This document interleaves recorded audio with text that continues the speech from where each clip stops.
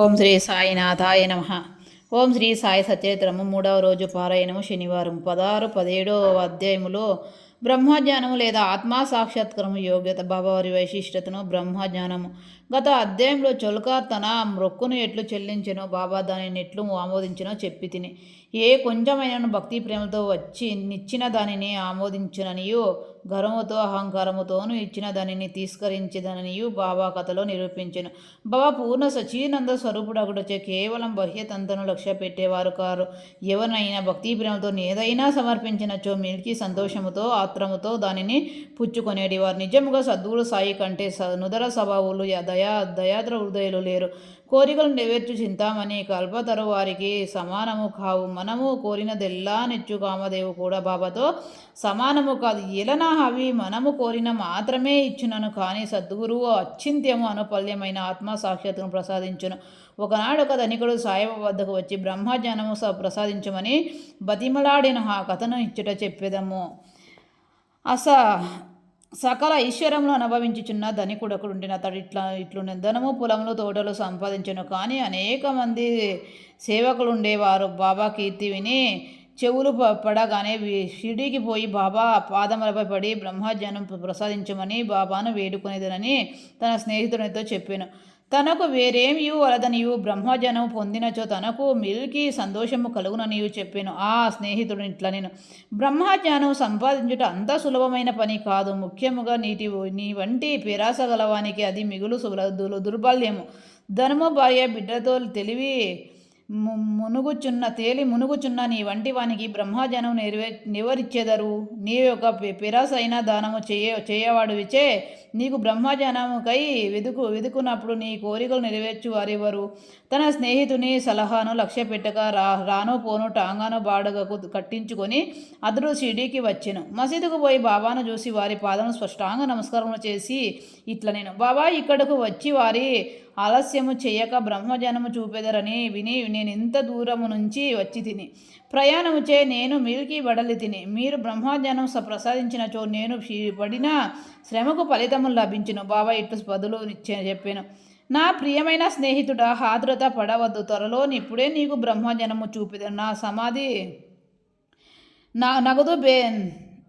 నాది నగదు బేరమే కానీ అరువు బేరము కాదు. అనేక మంది భక్తులు నా వద్దకు వచ్చి దానము, ఆరోగ్యము, పలకబడి, గౌరవము, ఉద్యోగము, రోగ నివారణము మొదలగలి ప్రపంచిక విషయములతో అడుగదురు. నా వద్దకు వచ్చి బ్రహ్మజ్ఞానము నివ్వమని అడుగువారు చాలా తక్కువ. ప్రపంచ విషయంలో కావలేనని అడుగువారికి లోటు లేనే లేదు. పరమార్థిక విషయంలో యోచించేవారు మిల్కి అరుదు.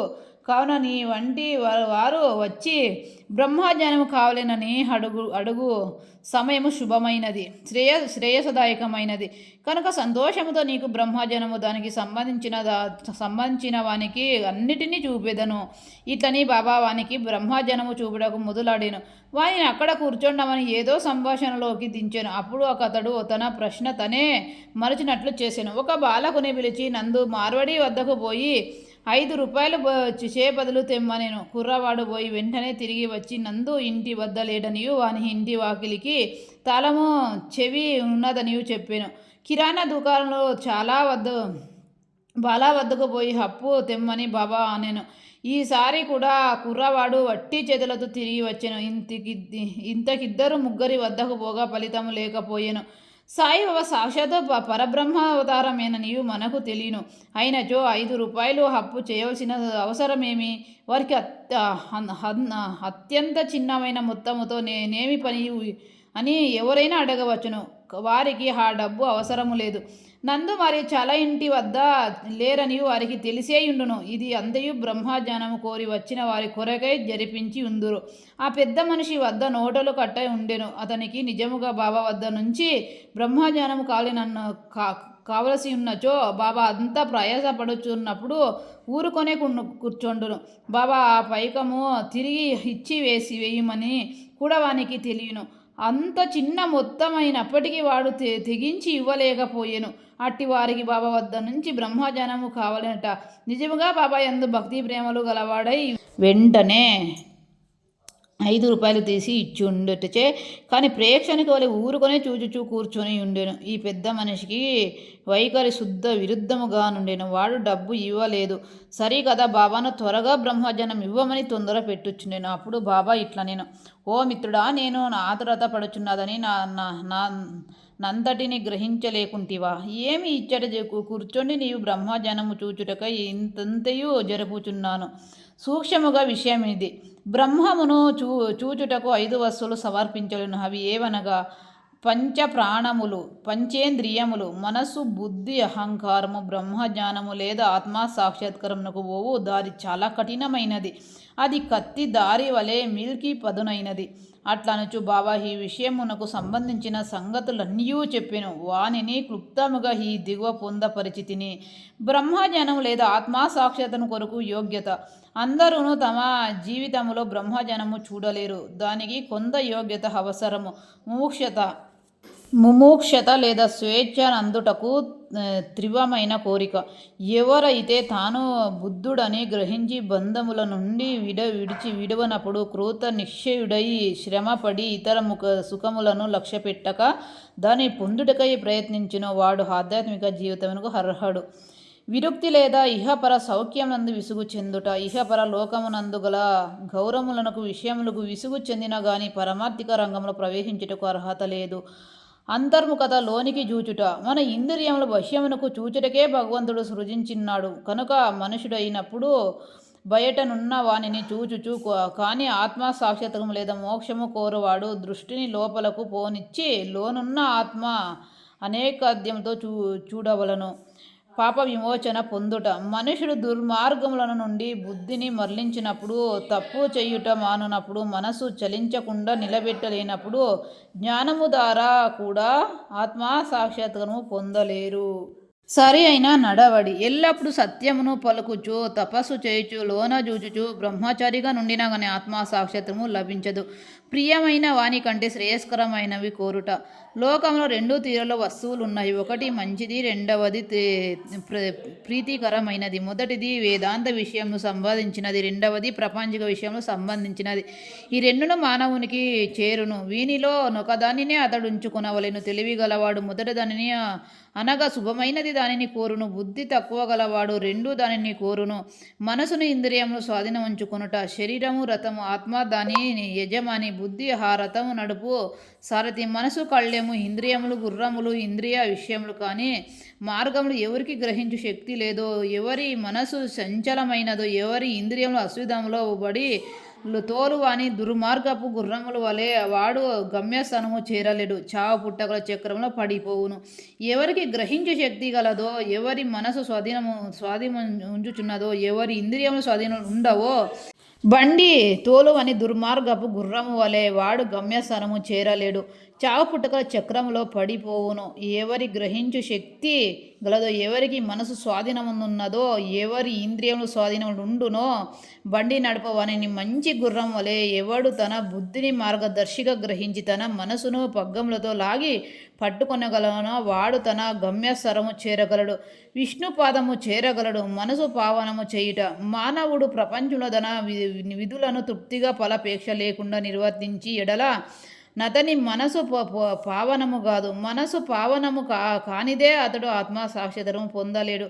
పావనమైన మనసులోనే వివేకము అనగా సత్యమైనది అసత్యమైనది నడి అనుకొనుట, వైరోగ్యము అసత్యమైన దానిని అందాభిమానము లేకుండుట మొలకెత్తి క్రమముగా ఆత్మ సాక్షాత్కారమునకు దారితీను. అహంకారము రాలిపోనిదే, లోభము నశించినదే, మనసు కోరికలు విడిచిపెట్టినదే ఆత్మ సాక్షాత్కారము అవకాశము లేదు. దేహమే నేను అనుకొనుట గొప్ప భ్రమ. ఆ అభిప్రాయం అందాభిమానం ఉండటచే బంధములకు కారణము. నీవు ఆత్మ సాక్షాత్కారము కాంక్షించినచో ఈ అభిమానము విడవలేను. గురువు యొక్క ఆవశ్యకత. ఆత్మజ్ఞానం మిల్కి సూక్ష్మము, గుణమైనది. ఎవరైనా తన స్వశక్తితే దానిని పొందుట ఆశించలేరు. కనుక ఆత్మ సాక్షాత్కారం పొందిన ఇంకొకరి గురువు సహాయం మిల్కి అవసరము. గొప్ప కృషి చేసి శ్రమించి ఇతరులు ఇవ్వలేని దాన్ని అతి సులభముగా గురువు నుండి పొందవచ్చును. వారు మార్గమందు నడిచి ఉన్నవారు కావున శిష్యుని సులభముగా ఆధ్యాత్మిక ప్రగతిలో క్రమముగా ఒక మెట్టు మీద నుంచి ఇంకొక పై మెట్టను తీసుకుని పోగలరు. 10 భగవంతుని కటాక్షం. ఇది అన్నిటికంటే మిల్కి అవసరమైనది. భగవంతుడు తన కృపకు పాత్రులైన వారికి వివేకము వైరోగ్యము కలుగజేసి సురక్షితముగా భావసాగరము నుండి తరింపజేయగలడు. వేదము అభ్యసించుట వల్ల కానీ, మేధాశక్తి వల్ల కానీ, పుస్తక జ్ఞానం వల్ల కానీ ఆత్మానుభూతి పొందలేరు. ఆత్మ ఎవరిని వర్ణించునో వారే దానిని పొందగలరు. అట్టి వారికి ఆత్మ తన స్వరూపమును తెలియజేయును. కానీ కఠినోపనిషత్ చెప్పుచున్నది. ఈ ప్రసంగం మునిగి పిమ్మట బాబా పెద్ద మనుషుడు వైపు తిరిగి, అయ్యా నీ జోబిలో బ్రహ్మము 50 ఇంతలు 10 రూపాయల నోట్ల రూపముతో 250 నున్నది, దయచేసి దానిని బయటకు తీయము అనెను. ఆ పెద్ద మనుషుడు తన జోబి నుంచి నోట్ల కట్టలను బయటకు తీసేసెను. లెక్క పెట్టగా సరిగా 25 రూపాయలు నోట్లుండెను.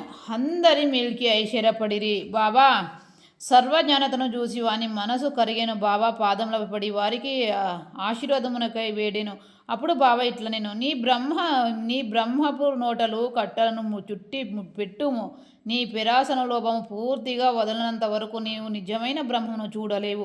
ఎవరి మనసు ధనమునందు, సంతానమునందు, ఐశ్వర్యమునందు లగ్నమై ఉన్నదో వాడు అభిమానము పోగొట్టుకున్నంత వరకు బ్రహ్మము ఎట్లు పొందగలడు? అభిమానం అనే భ్రమ ధనమంతా తృజ్ఞ దుఃఖములను సుడిగుండముల వంటిది. అది అసూయ అహంభావము ముళ్ళతో నిండి ఉన్నది. ఎవడు కోరికలు లేనివాడు వాడు మాత్రమే ఆ సుడిగుండమును దాటగలడు. పెరాసయ బ్రహ్మజ్ఞానం ఉత్తర దక్షిణ ధ్రువము వంటిది. అవి శాశ్వతముగా ఒకటికొకటి బద్ధకరమైనవి గలవి. ఎక్కడ పెరాస గలదో అక్కడ బ్రహ్మము గురించి ఆలోచించుటకు దాని దానముకు కానీ తావులేదు. అట్లయినచో పెరాస గలవాడు విరుక్తి మోక్షం నెట్లు సంపాదించగలడు? లోబికి భ్రాంతి కానీ సంతృష్టి కానీ దృఢ నిశ్చయము కానీ ఉండవు. మనసునందు ఏమాత్రము పెరాస ఉన్నానో సాధనములన్నీ ఆధ్యాత్మిక ప్రయత్నములు నిష్కయోజనము. ఎవడు ఫలాపేక్ష రహితుడు కాడో, ఎవడు ఫలాపేక్ష కాంక్షను విడువడో, ఎవనికి వాని యందు విరుక్తి లేదో అట్టివాడు గొప్ప చదువువారైనప్పటికీ వాని జ్ఞానం ఎందుకు పనికిరానిది. ఆత్మసాక్షాత్తును పొందుటకి ఇది వానికి సహాయపడదు. ఎవరు అహంకార పూరితుడో, ఎవరి ఇంద్రియ విషయముల గురించి ఎల్లప్పుడూ చింతించెదరో వారికి గురు బోధనలు నిష్కయోజనములు. మనసును పవిత్రమర్చుట తప్పనిసరి అవసరము. అది లేనిచో మన ఆధ్యాత్మిక ప్రయత్నములు అన్నీ ఆడంబరములు డంబికము కొరకు చేసినట్లగును. కావున దేనిని జీర్ణించుకోగలడో, దేనిని శరీరమునకు పట్టించుకొనగలడో దానినే వాడు తీసుకునవలెను. వాడు నా ఖజానా నిండుగానున్నది, ఎవరికి ఏది కావాల్సినదని దాన్ని వారికి ఇవ్వగలను. కానీ వానికి పుచ్చుకోనుట యోగ్యత గలదా లేదని నేను మొదట పరీక్షించవలెను. నేను చెప్పిన దానిని జాగ్రత్తగా విన్నచో నీవు తప్పక మేలు పొందెదవు. ఈ మసీదులో కూర్చొని నేను ఎప్పుడూ అసత్యము పలుకను. ఒక అతిథిని ఇంటికి పిలిచినప్పుడు ఇంటిలోని వారు, అక్కడున్న వారు, స్నేహితులు, బంధువులు కూడా అతిథితో పాటు విందులో పాల్గొందురు. కావున అప్పుడు మసీదులో ఉన్న వారందరూ బాబా ఆ పెద్ద మనుషునకు చేసిన ఆ ఆధ్యాత్మిక విందులో పాల్గొనిరి. బాబా ఆశీర్వాదములను పొందిన పిమ్మట అచ్చట ఉన్న వారందరూ ఆ పెద్ద మనిషితో సహా మిల్కి సంతోషముతో సంతృష్టి చెందిన వారే వెళ్ళిపోయిరి. బాబా వారి వైశిష్టము. అనేక మంది సన్యాసులు ఇండ్లు విడిచి అడవులలోని, గృహాలలోను, ఆశ్రమంలోను ఒంటరిగా నుండి జ్ఞాన రహిత్యమును గాని మోక్షమును గాని సంపాదించుటకు ప్రయత్నించెదరు. వారి ఆతురతల గురించి ఆలోచించక ఆత్మసంధానమునందే మునిగి ఉందరు. సాయిబాబా అట్టి వారు కారు. బాబాకు ఇల్లు కానీ, భార్య కానీ, సంతానము కానీ, బంధువులు కానీ లేరు. అయినప్పటికీ వారు సమాజములోనే ఉండేటివారు. బాబా 4-5 ఇండ్ల నుండి భిక్షము చేసి ఎల్లప్పుడూ వేప చెట్టు క్రిందనే కూర్చొనేడివారు. లౌకిక విషయములందు మగ్నులై జనులకు ఈ ప్రపంచములో నెట్లు ప్రవర్తించవలెనో బోధించేడివారు. ఆత్మ సాక్షాత్కారం పొందిన పిమ్మట కూడా ప్రజల యోగక్షేమములకై పాటు పడేవారు. సాధకులు, యోగులు మిల్కి అరదు. అట్టి వారిలో శ్రీ సాయిబాబా ప్రథమ గణ్యులు. కనుక హేమత్ పాంత్ ఇట్లు చెప్పాను. ఏ దేశమునందు సాయిబాబా ఉన్న ఆ పూర్వము అమూల్యము అయిన పవిత్ర రత్నము పుట్టినదో ఆ దేశము ధన్యము. ఏ కుటుంబములో వీరు పుట్టిరో అదియు ధన్యము. ఏ తల్లిదండ్రులకు వీరు పుట్టిరో వారు ధన్యులో. ఓం శ్రీ సాయినాథార్పణమస్తు. శుభమో భవతు. ధన్యవాదములు.